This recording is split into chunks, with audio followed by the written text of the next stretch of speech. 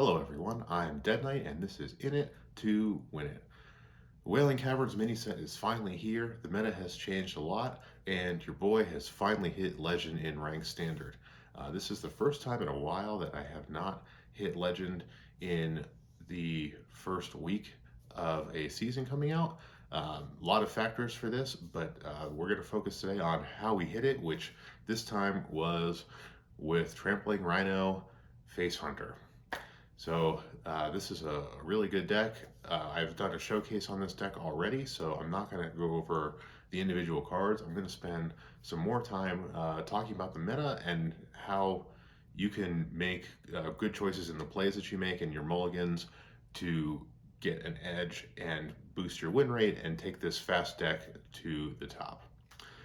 So, Wailing Caverns meta. This is very interesting. It seems a lot more balanced than previous metas. Most decks have some way to compete, or most classes rather, and I spent a lot of the first few days experimenting with different builds to see which ones I like. I'm a big fan of Face Hunter in general, and this version is plenty effective and plenty of fun. So let's get to how this deck works. We know from the previous showcase and from last season that this deck is going to be using a lot of cheap minions and spells. It is not going to focus on secrets like the versions that had Phase Stalker when that was still in the meta. It's not going to focus primarily on beasts except for two key beasts.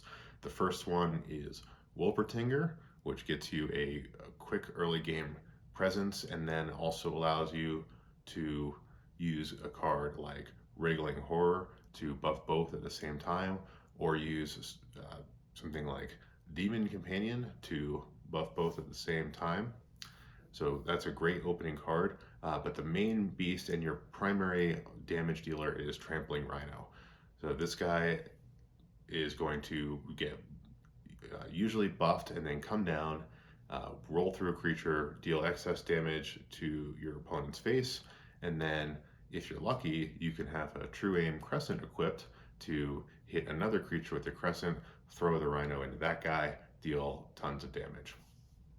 So that is the primary way the deck works. It's speed, but the interesting thing about this deck, unlike some other aggro decks, is that you don't need to go all out with the speed. You have enough longevity and enough card draw that you can take your time. You don't need to make reckless plays to keep tempo like you do in a lot of fast decks.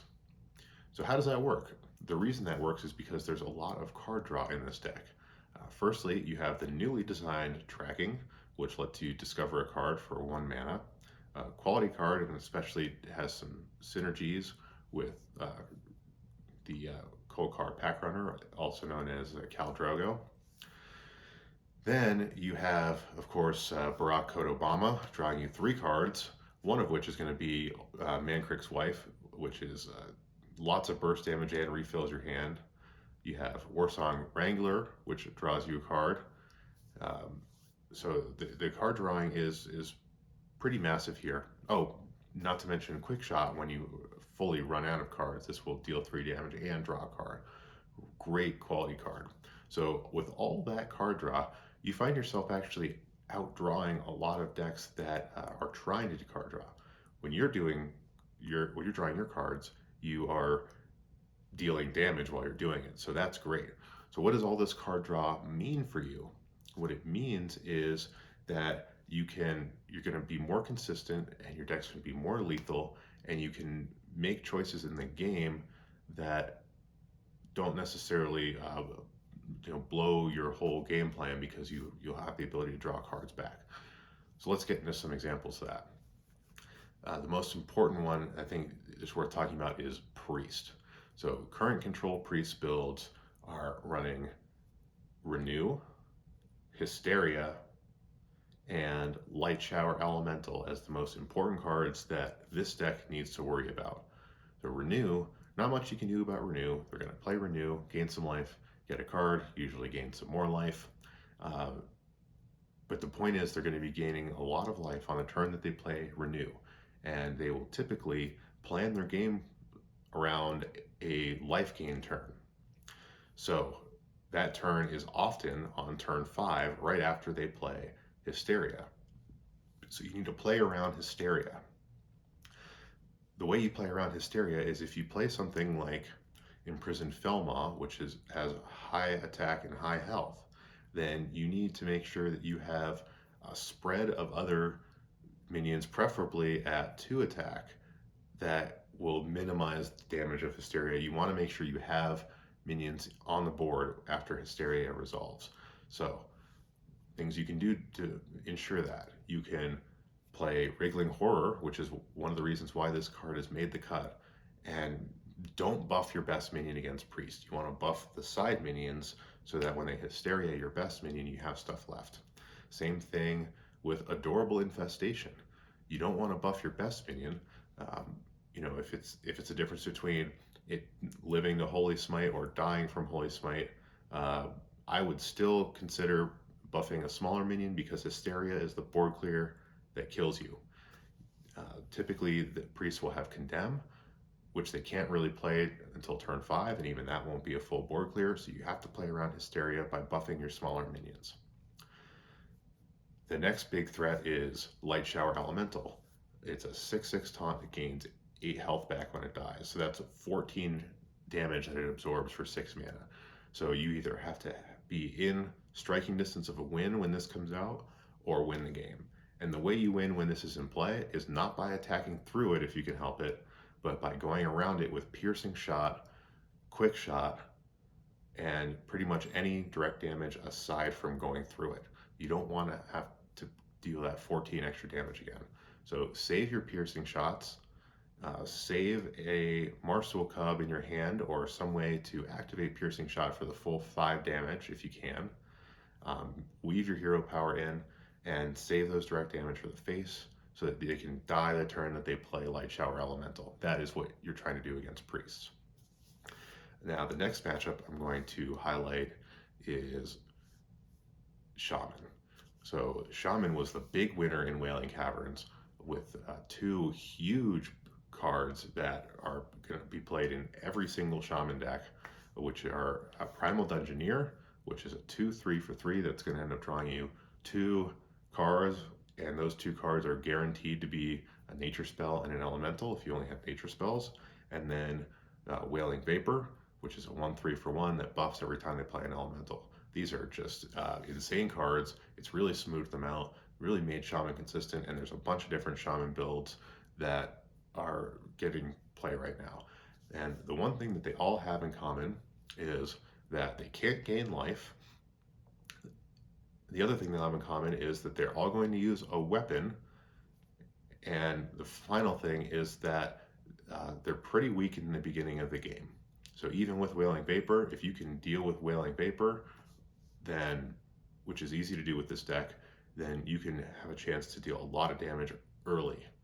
And you need to do this because Dunk Tank will destroy your board and your face. So before they play whatever their 5-drop is that corrupts Dunk Tank, you need to have full control of the game. The way you do that is through good mulligans. You want to try to get Trueaim Crescent, which will help you deal damage to the face while controlling the board.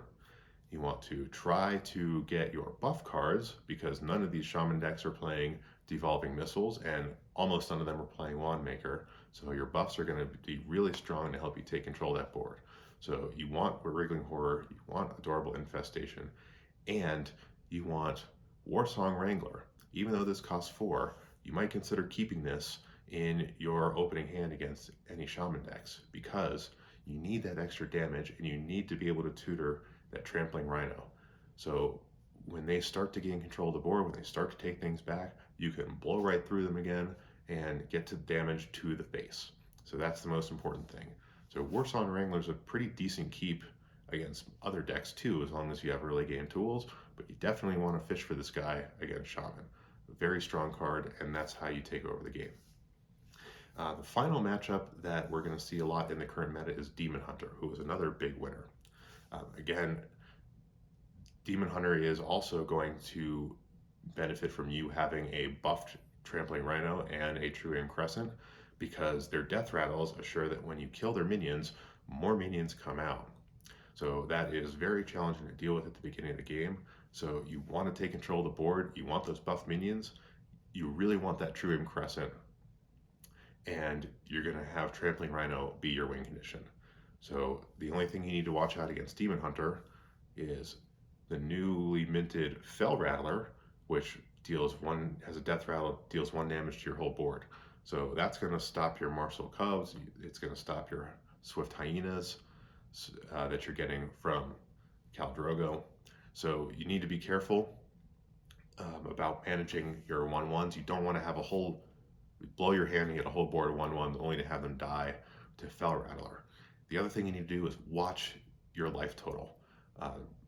If you need to do more damage to the face and let them try to pick up the pieces with rush minions, try to do that, but you don't want to get your life too low. You don't want to have too many weapon hits to minions, because Illidari Inquisitor can be played very inexpensively, either 5 mana through Skull of Gul'dan or 6 mana through Raging Fellscreamer, and that can end the game real quick from doing the same thing to you that Trampling Rhino does to them. So the key is play around Fel Rattler and try to get that Warsong Wrangler so that you can get the buff Trampling Rhinos out, and when you kill one minion, it death rattles out another one, and you just kill that one again. So I'm not going to showcase too many other matchups because those 3 are the main ones that people are running right now, aside from Mirror Match. Now, Mirror Match, okay, I will do one more, the Mirror Match. So the best thing that you can do against Mirror Match is try to take over the board. The way you do that is with Khal Drogo.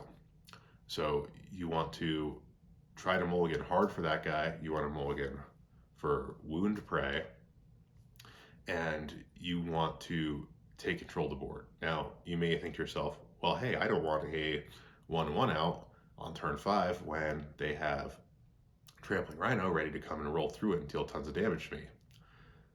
That's true, you don't want that, but you know what else you don't want is them to play Trampling Rhino anyway and kill whatever little board you do have and then kill you. So you need to get control of the board. If they want to deal damage to you and roll through your 1/1s, you still have guys left to retaliate and deal more damage to them. So you need to fight for that board early. One of the best ways to do that against Mirror Match is Rinling's Rifle. So Rinling's Rifle is a 2 weapon for 4 mana, and when it attacks you get a secret. So this is huge against the Mirror Match because you don't have any AoE board control, but Rinling's Rifle can get you an Explosive Trap. The other thing Rinling's Rifle can do is get you a Freezing Trap, which just ends their Trampling Rhino unless they have other minions out. So you get control of the board, play Rinling's Rifle. If they don't have any minions, you try to get Freezing Trap down. If they have some and you're winning with the board, you try to get Pack Tactics. And if they are winning, then you hope that Explosive Trap will do the trick. But Rinling's Rifle is huge. Extra damage, controls the board. It's the way that you win the Mirror Match. So with that, I hope that this takes you to Legend like it did for me. Again, I was surprised at how long it took this season, but this deck has such a good win rate and the games are so fast that I think this will take you to the top. Anyway, let me know what you think of this deck. Don't forget to hit subscribe to see what's going on with our channel. Leave some respectful comments below and tune in next time.